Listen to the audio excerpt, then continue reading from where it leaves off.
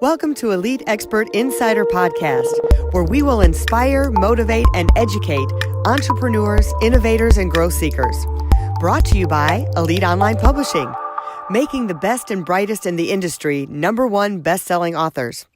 80% of people say they want to write a book. We're assuming that's the same for you.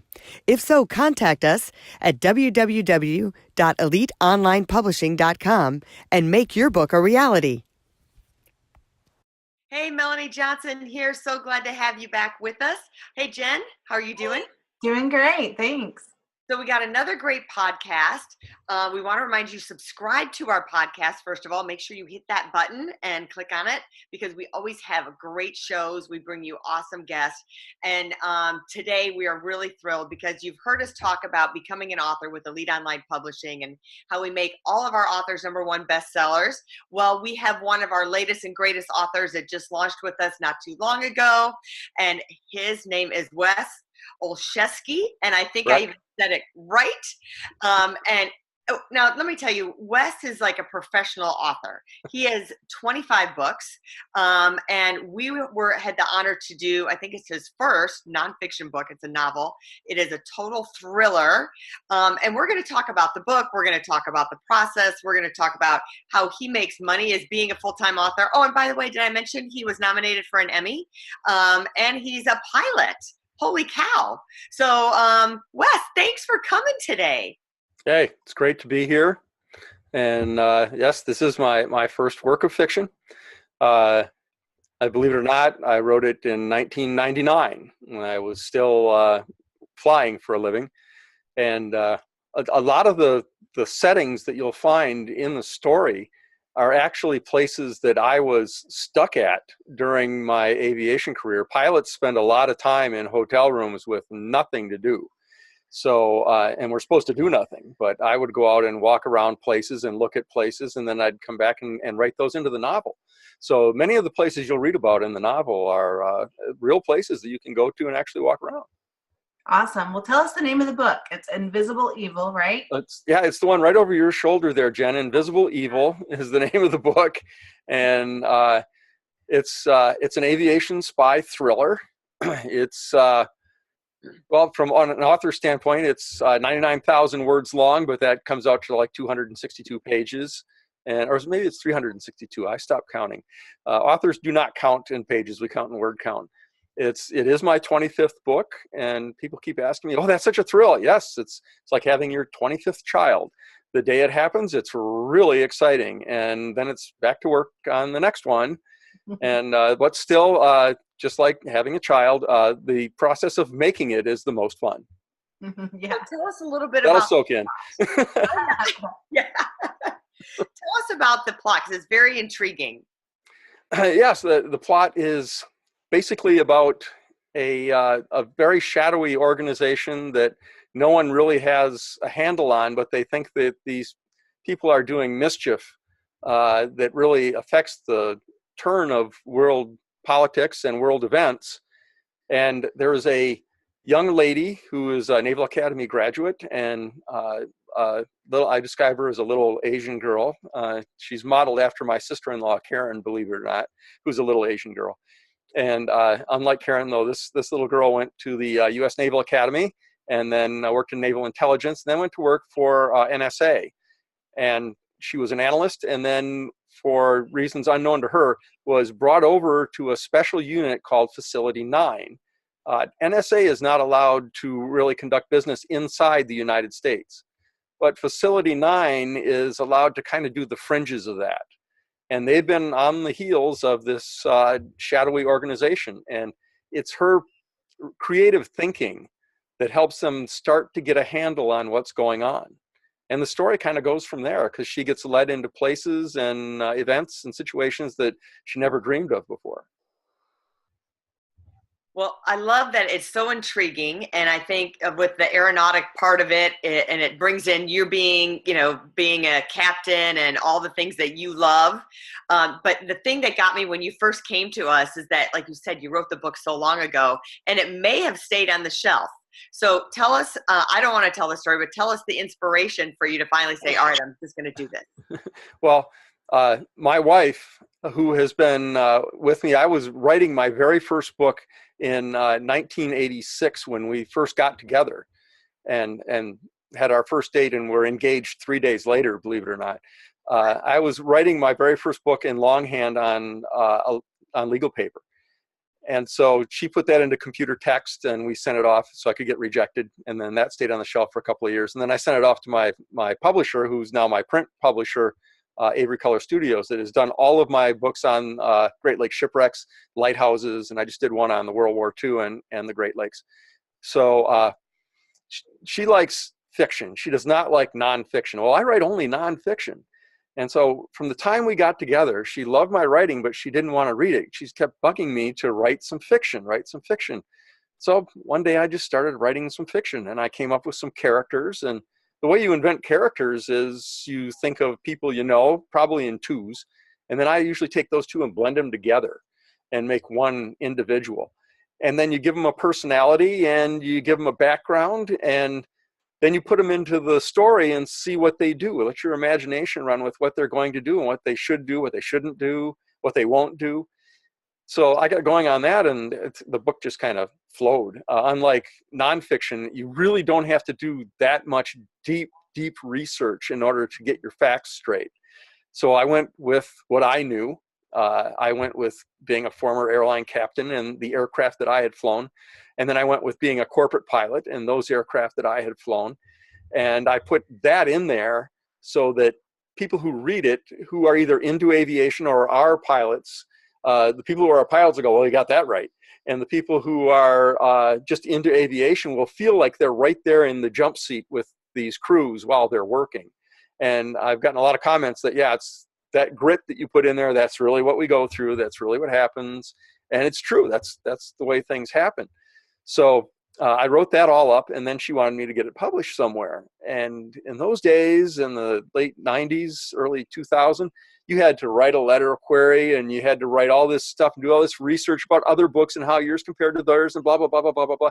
And the amount of time I could do all that, I could write a quarter of one of my books that I was going to get paid for.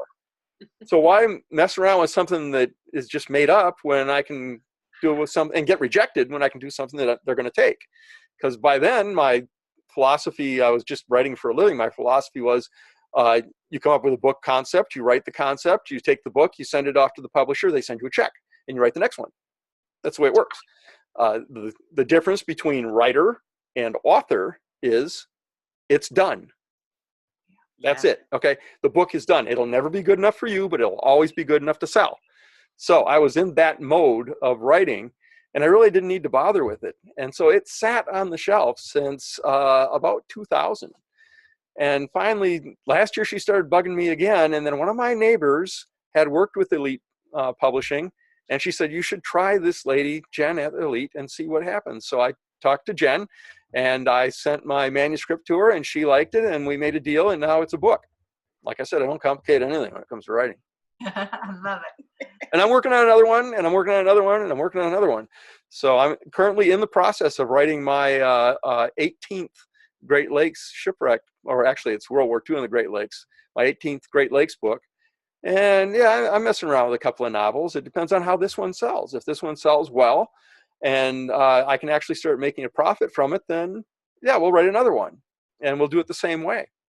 Yes, I love that you're a professional author. And I love that definition that you give, because all the authors in the world need to hear that definition, because so many of us are such perfectionists. And I'm sure there's many people out there with a book on their shelf that they've never published. And it's because they're too much of a perfectionist, and they're not professional author like you are, where you said, write it, send it off, get the check, move to the next one. Right. And when I was still in college, I was a writing maniac in college, and I got into a creative writing class. Picture that, me in a creative writing class. It's like a shark in a goldfish bowl.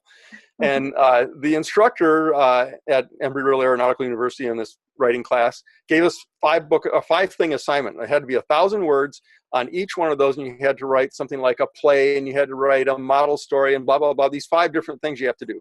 The class met once a week. When I came in the second week, I had all 5. And so I got an A, right? Give me my A. And he said, well, I hope you keep coming to class. And toward the end of the semester, he brought in a professional writer to talk to the class, but he told me on the side, I mainly brought this guy in to talk to you because I think you're the only student I've ever had who can actually go out and do this. And that was his rule, was finish. It's done. That's the rule. And he said, everybody gets hung up in, I got to go tweak this character. Well, if I tweak her, then he has to do this. And no, you don't do that. Okay. It's good. Send it off. And if you want to tweak it, do it in the next story. You can do it in the next story. So it's something, and the actual instructor in that class had a novel he'd been working on for 5 years. And he told me, he says, well, yeah, but I have to do this with this character. And I told him that. I said, the word I just got and that I'm going to follow is the one you should follow. It's done. Yeah. And guess what? He published, I think, 3 books so far. So that's the story. That's how we do it in the profession. That's the professional way. I flew like a professional and I write like a professional. This is a job. Your book is not your firstborn child. It's not. It's a product to be sold, period. You make a product, you sell it. You get the check, you make another product, and you sell it. That's the way it works. And if it's good, you sell enough that you can make more. Right. I love that. If you suck, you're on your own. But So how would you I'm kidding. It's a lot of the stuff that I read that have come from people who are just quote writers is great. Stop playing with it. Send it off. And a company like Elite coming along in this internet era made it so easy for me to get this done. It was so easy. And you folks do the thing that I cannot do. You do the publicity. You do the getting out to the public. This that we're doing right here, not something I'm good at. Okay. I can sit down, I can write 4,000 words in a day and think that's not quite enough. But this part, telling the story is great. I'm a great storyteller. I have a smooth pen. But this part, the publicity part, is the part I can't do. And that's what I hired Elite to do. So that's what Elite is doing for me. And here I am. There you are. So that's what I was going to say. I mean, this is a totally different publishing process than what you normally have gone through in the past years. So I want to know, like, kind of what was different about it that you really said, yeah, that works better for me or made it easier for me. That's simply what I just told you, is the fact that you have that other layer. My current print publisher likes to work gift shops and museums and some mail order and that sort of stuff. And then they do some book shows and they show you off and you get a few sales and this and that. And then I get a nice check. Okay, not enough to get rich on, but it's nice. What you folks do is very different. What you do is you work the web net. You work Amazon. It took me forever to get my print publisher on Amazon. And you folks have the button on Amazon.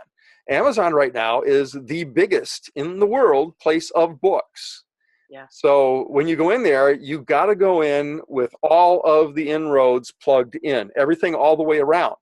And I recently did a 6-book Spaceflight series that I tried to do myself on Amazon. And I found out that my downfall, my bad side is I'm not good at publicity. I'm not good at getting out there in the social media and getting it done. So that's one of the things I hired Elite for specifically. Now, the backstory of that is, since I have so many other books and I'm getting into all these other areas, guess what? All of my other books are going to have coattails.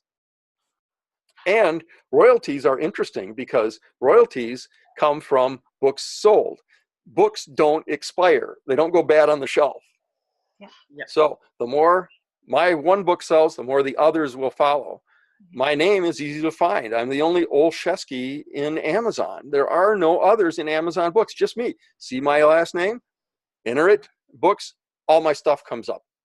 So as a matter of fact, when I first started getting published, I asked the publisher, should I change my name? Something like Collins or something simply. He said, absolutely not. You have name recognition.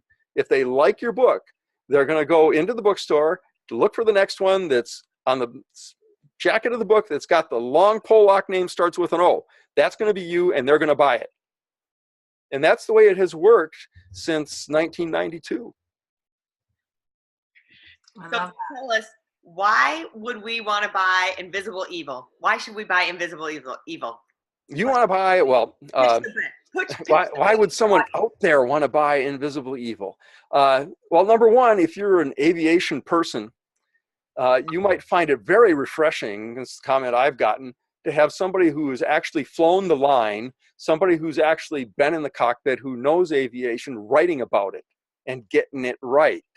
So often you find material that's written about aviation and we pilots read it and we go, no, I don't think so. And mine is the opposite. Mine is, yeah, okay, this guy's been there, this guy's done that. That detail is perfect. That's the way we do that. There are people out there that will read the part about the Falcon jet breaking Mach 1 and say, well, you can't do that. Anybody who tells you the Falcon 10 can't break Mach 1 hasn't done it. So it's not certified for it. And I'm not going to say I did it, but I'm going to say that the breaker for the horn is right here behind the first officer. Anyway, that's the reason why aviation people want to buy it. Other people, if you're just into thrillers and spy things that will keep you going, you're going to like this, because the biggest comment I've gotten so far is it's not cookie cutter. No one can predict the end, because if you read a lot of fiction, you kind of know where the end's going to come. All right, I'm a horrible person to go see movies with, because I'll see the first 25 minutes with my wife. I'll go, oh, and she'll say, oh, you've got the ending. Stop it. Just stop it. So then I went to just writing a little note, and I'll be writing a note. She'll say, put that away. Wait until it ends. But that's because these things are cookie cutter. I never read fiction, so I didn't know how it was supposed to be done. So I wrote this story. And in this story, there are a lot of open ends. And there is an ending that you will not predict. And it's going to leave you hanging. It's an ending, but it's still going to leave you hanging. Love it. Love it. Well, tell everyone where they can go to find your book and to find you and your website and more about you. And one thing we didn't even talk about, we'll have to talk about another time, is you're also a cartoonist, and you've got a cute little ant over there wearing a bomber jacket. Yeah? Yeah. So people can check it out. Where can they go to find you? I'm not going to tell you where my home is. When you get enough books out in publication, you got a lot of nutcakes come out of the woodwork. I don't want anybody to know where I am. Online, you can find my book at Amazon.com, and it's in books. It's under Invisible Evil. If you look up just my name in Amazon books, you'll find it. If you want to find my Great Lakes works, once again, just searching Amazon under my name, a lot of my Great Lakes stuff will come up. Even the stuff that's been out of print for a while will come up. I once had one of my favorite books come up for 9 cents. That's been out of print for a long time. I bought it because I just didn't want it out there at 9 cents. So anyway, but my cartoon strip can be found on the Arrow News Network, which is arrow-news.net. And it comes out every Friday, and it comes out every Monday. So Clyde Morris is the name of the cartoon strip, Clyde with a K. Morris, common spelling. And I've been doing that one since I was in college. That was a huge hit when I was on campus in college, and wrote it in my second semester as a freshman. And the dang thing took off. And next thing I knew, I went from being the nobody that I wanted to be in college to somebody that everybody wanted at all their parties, and everybody wanted to meet me, and everyone had their picture with me, which was a good prep for this job. Yeah. But at the time, you can't let it go to your head. And I suddenly realized they didn't want me at their party. They wanted that guy at their party right there. The cute little ant character, they didn't want me. So, and I brought it to the internet after I graduated from college and got into the aviation business. And it's an aviation aerospace editorial cartoon strip. So that's where I take my political punches, is right there in that.